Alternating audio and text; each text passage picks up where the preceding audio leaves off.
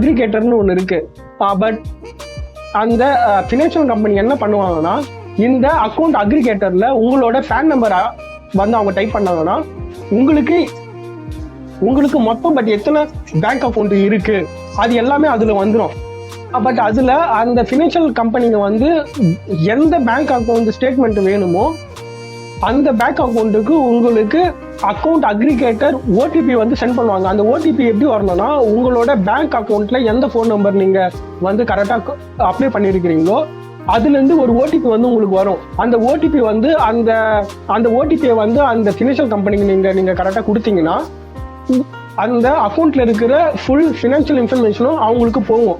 அந்த டேட்டா வந்து அவங்களுக்கு போகும். ஆனா இதுல என்ன ஒரு இதுனா, அவங்களால உங்களோட டேட்டாவை மட்டும்தான் ஷேர் பண்ண முடியும், மற்றபடி அவங்களால எதுவும் பண்ண முடியாது. இதுதான் பட் அக்கௌண்ட் அக்ரிகேட்டர்னு சொல்லுவாங்க. இது